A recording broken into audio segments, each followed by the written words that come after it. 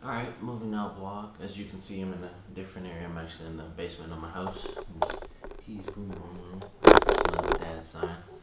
Um, this one I'm talking about DLC, of course. For those of you who don't know, DLC is downloadable content, and that's for games. Also, before I get into it, I might have to run upstairs because my uncle's dog is down here in the basement, and I don't know, he might just start whining and stuff because I'm talking. So, you know, if he starts barking, I'm just gonna have to take this upstairs. But DLC downloadable content. I'm talking about this because currently there's a sale on PlayStation for like all Resident Evil DLC and the games themselves. So like all Resident Evil 1 through 6 plus all the DLC for any of the games. Um, Umbrella Chronicles, Dark Side Chronicles, Code Veronica HD, all those, all on sale for discounted prices. Obviously, it's on sale, and the reason I'm doing this is because there's DLC. Most odds are, if Resident Evil, how Capcom has a huge problem with DLC. They have the Street Fighter Cross Tekken stuff, and it's like on disc DLC was a huge problem. But I'm not really gonna get into all that crap. I was just talking about DLC in general and how it does, outside of those problem cases, it does really help good games become, even better because you have a fun game. For instance, Mass Effect, each one, like 1, 2, and 3, all have DLC. I bought, I think I bought pretty much all the DLC for all the games except for 3. I don't have the newest one, which is Citadel, which is the last one. So I'm really interested in that because you basically get every single character that's ever been in the game, in the DLC. So I'm curious about that one. I haven't gotten Leviathan either, and I also don't have the From Ashes DLC, so I'm kind of behind on those.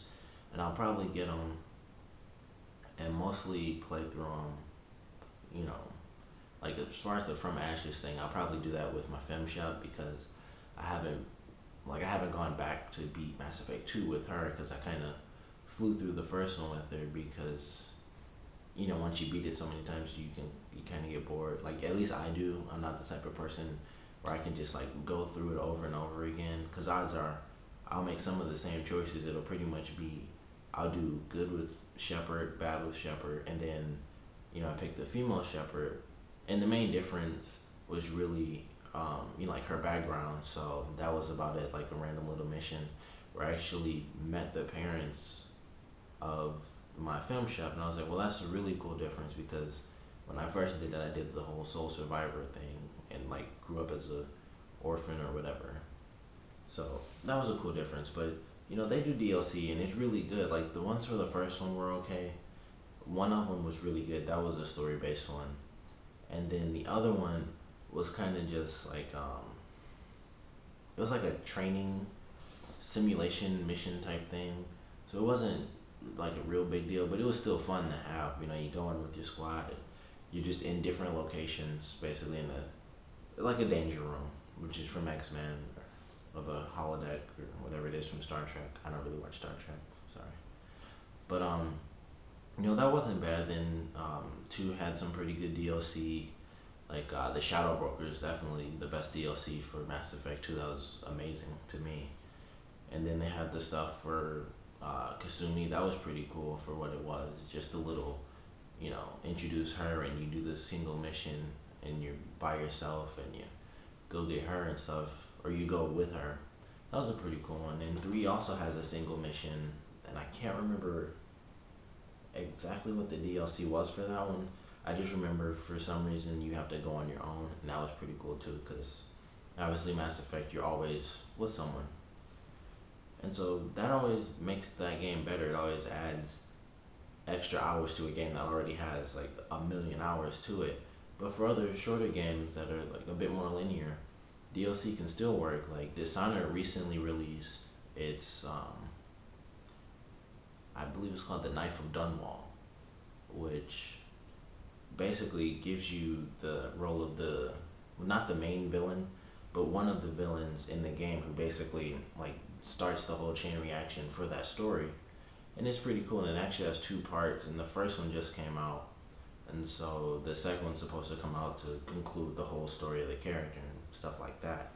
And I've looked at the reviews, and that seems pretty good too. And of course, if you haven't played Dishonored, that's a really good game. So they were able to keep up with their momentum for this other character, just like they do with the Mass Effect games, even though you generally stay as your Shepard character, just in the new environment. And then there are other games where DLC doesn't really do much because it's more of a the microtransaction things, which still DLC, but it's called microtransactions because you're just buying some little thing like Dead Space. Now, Dead Space does have the DLC for 3, which is Awaken, which I bought like as soon as I could. As soon as I found out that was a thing, I bought it because it takes place, after the main storyline and keeps the story going, which made a lot of people mad because it only came out, like, the game came out like 2 months ago, and the DLC I believe came out last month, and so people were kind of mad because you have something like this. Odds are you could have taken the extra month or whatever to put these. It was really only like two, I think only like 3 missions in there. Excuse me. So it made a lot of people mad, but in the end, it's just like you kind of have to buy it to enjoy it. I mean, it sucks, but at the same time, I kind of wasn't thinking of it that way. I just thought they put out this DLC and it came out, but it was like a month later, so they pretty much had it, set up. But other games, well, other stuff that Visceral and EA does for Dead Space is the microtransactions for like all the little costumes, and you can get stuff, which they've been doing since the very first one. And it was like, you buy this and you get a new costume and you get skins for all your weapons. They have like 4 different um, things you could download, and all it did was just change colors on your weapons, which didn't seem to make much sense to me. But if you really like the difference, then you could do that.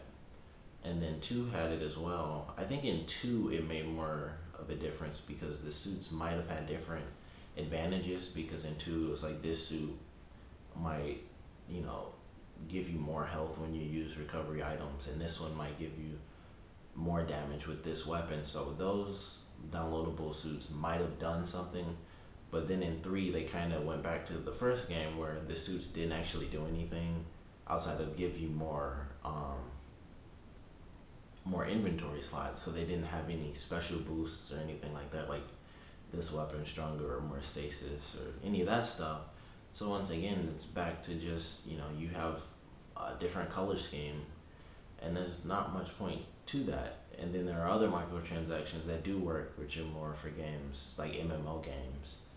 Those work a lot better in that sense because it's a big game. It's an entire world and not just some linear story for like 12 hours. It's like hundreds of hours of gameplay, and you might want this or that microtransaction. Like, you might care what your character looks like in this game because it's not just, you unlock a bunch of different stuff like in Dead Space, and then you go through and you can just pick what you like the most, and then you buy this other thing, and it's like, I change the colors around, sure, but I'm just going through the same stuff over and over again, and it's not as entertaining just to see that in a different costume. And it's like you're going through new missions and new things like that, and you look different as you progress through time. And this could be like years and years you build up this character, and then you have all these different clothing styles that you might want to go back to. And like I said, it works a lot better that way. But all in all, DLC, which I kind of enjoy because it does add a lot to games, and it does allow developers to create stuff for the game after the fact, come up with new ideas, things like that, or just work on ideas. And once again, like Mass Effect, they also did the day one DLC, which made people pretty mad because, I mean, obviously it's finished, so it's kind of a dick move to, you know, charge extra if you didn't buy the special edition. But all in all, DLC, I personally enjoy it. I'm sure a lot of you do as well. even with all the crappy problems we get from certain companies like Day One DLC, on disc DLC, which is probably the worst. Like I feel if it's on the disc and someone can just flat out like hack it and then play as the characters, that's a lot different than like Mass Effect Day One DLC, which I actually think is exactly the same. I think that was on disc as well. So that's a little different. I don't know about Dead Space. I doubt you could just hack it and then you just have all those costumes. So it is a slight difference between Day One and then on disc, but you know you can hate both if you want, really, and just not support the people. But odds are more than enough people will, and it won't make a difference, unfortunately. But that's about it. Comment, rate, subscribe if you like. Thanks for watching.